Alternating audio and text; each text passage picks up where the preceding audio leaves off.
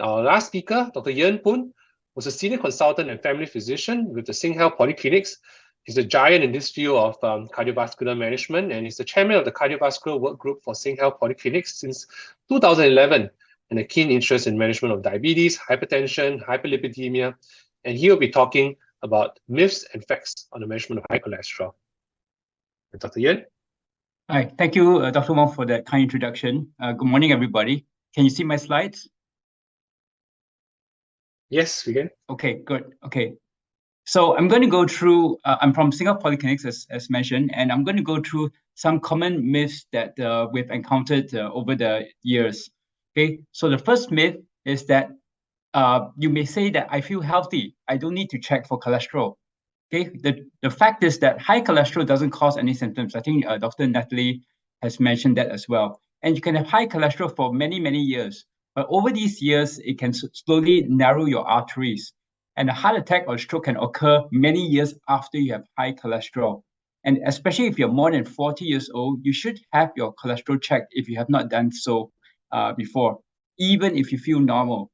And of course, if you have other risk factors, such as if you are obese, you're a smoker, you have high blood pressure, you might want to do this at an earlier age. Myth 2, okay, diet and exercise is enough to lower my cholesterol and I don't need drugs. Well, diet and exercise does certainly help to lower your cholesterol. But if you have a high 10-year cardiovascular risk, that means a risk of a heart attack or a stroke, for example, if you have diabetes or you have a previous heart attack before, or you have multiple risk factors for a heart attack or stroke, it's probably not enough. Cholesterol-lowering drugs can lower your risk of a heart attack and stroke beyond what diet and exercise can do. And if your cholesterol drugs are recommended, it's probably because your risk is very high. Risk for a heart attack or stroke is very high, or you're not able to bring down your cholesterol low enough with just diet and exercise alone. And just to give a background of what we mean by a 10-year cardiovascular risk, a weatherman may tell you that there is a 30% or 40% chance of rain based on certain metrics like the temperature, the humidity, the cloud cover. So in the same way, there's risk factors that we look at to predict somebody's risk of a heart attack within a 10-year. So for example, in Singapore, we use the Framingham risk score, and it looks at things like your age, your gender, your race, your smoking status, how high your total cholesterol is, your HDL, your good cholesterol, and your blood pressure. So it takes all these things, and of course, whether you have a background cardiovascular disease or not, and it take that and will calculate what is your likely 10-year risk of getting a heart attack. And every region of the world calculates this slightly differently, namely because the makeup of that country or that region is a little different. So in Singapore, we use the Singapore Framingham risk score. If you were in the US or if you're in Europe, there's a slightly different risk score in those regions. But as with other predictions, it doesn't mean that you will or will not get the disease. Only how likely will this happen? Just like a weatherman may say that there's a high chance of rain, but it doesn't mean that it's a guarantee that it will rain or will not rain. Myth 3, I'm not obese and I exercise a lot, so I can't have high cholesterol. Okay. The fact is that while obesity and a lack of exercise are risk factors for high cholesterol, they are not the only ones. There are other risk factors such as diets rich in saturated fats and trans fats, and as what Dr. Natalie has mentioned before, or if it runs in your family, or if you drink excessive amounts of alcohol, or if you happen to be a smoker, right? All these can also increase. And even if you don't have all these things, some people just have high cholesterol. And therefore, if you haven't checked it, you should have it checked before knowing whether your cholesterol is high or not. Myth 4, my cholesterol is within the reference range, so I don't need any treatment. Okay. The fact is that there is no single normal value for cholesterol, especially the bad one. The specific target for you actually depends on that 10-year cardiovascular risk that we mentioned before. In other words, how high is your risk of getting a heart attack in the next 10 years? The higher the risk, the lower your cholesterol target should be, right? So it depends on, as mentioned before, age, gender, race, and presence of pre-existing conditions. For example, if you already have a heart condition, or if you already have a stroke or diabetes or kidney disease, or you're a smoker, or if you have hypertension or high blood pressure. So as mentioned, the higher the risk, the lower the target should be. And you should check with your doctor what your specific target should be. So there is no one normal range for cholesterol. Myth 5, my good cholesterol is high, so I don't need to worry about my bad cholesterol. The fact is that while it is good to have a high good cholesterol, it does not completely cancel out the need to treat your bad cholesterol. So one still needs to consider your overall 10-year risk of having a heart attack to determine how low to treat your bad cholesterol LDL.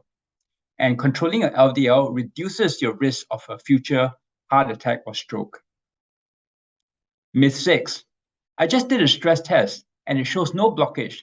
That means I don't need to be on cholesterol drugs, right? What is the fact? Any stress test in your heart looks only to see whether you have any critical blockage at this point of time, right? But it does not predict in the future whether you're going to get a heart attack or not. This still depends on the existing risk factors, as we mentioned before. There's still a need to control optimally all those risk factors, including your cholesterol, to reduce the future risk or chance of getting a blockage. Myth 7, I don't want to be dependent on medication. So once I start, I cannot stop the medication. Well, some of the medications that was mentioned before, statins and ezetimibe, they are not addictive. In truth, you can stop the medication anytime, but the problem is that your cholesterol might rise if you do so. Not taking your medication when you have high cholesterol increases the risk of a heart attack or stroke in the future. And the purpose of taking the medication is to reduce those risks, and especially if you can't keep it down with diet and exercise. So medication works with your diet and exercise to lower your cholesterol. Myth 8, statins damage my muscles, liver, or kidneys, or it can cause cancer or dementia.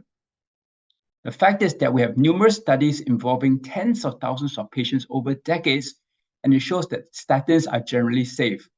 The trials show that statins generally do not cause such severe side effects. Okay, and most common side effects is muscle ache, as mentioned, but this can be explained by other causes as well, right?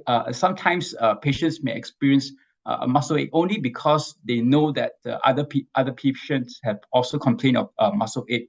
But actually, if you explore a bit further, they may have done something that might have caused that muscle ache, like some physical activity. True muscle damage is very rare, what we call rhabdomyolysis, whereby there's a severe breakdown in the muscles, and a blood test called the creatine kinase will be very, very raised. But this is a very rare event. Okay, while it may raise your blood sugar a little bit, it is more than offset by the reduction in the incidence of heart attacks and stroke. Myth number 9, I'm taking omega fish oil. That should be enough. So the fact is that omega fish oil mainly lowers the triglyceride and maybe to some degree raise the good cholesterol, but it doesn't lower the bad cholesterol, which is the main thing that we want to get under control. And trials have not shown that just simply taking omega fish oil supplements is effective in preventing a heart attack or stroke. Myth 10, I'm already taking red yeast or hypochlorite, and that is better and safer than taking a statin, right? The fact is that red yeast or hypochlorite actually contains a chemical that's very similar to lovastatin, which is a statin. And the dose inside each red yeast or hypochlorite tablet is actually unknown because it's derived from the yeast, right? So the dosage can be variable from pill to pill. Okay, so the dose may not be as fixed, and it actually costs more than your statins because statins have been around for a long time. The cost is generic, and therefore it costs just a few cents in the polyclinic, right? So actually taking statins is probably safer because you know the dose, and it costs less, and it's been shown to be very effective.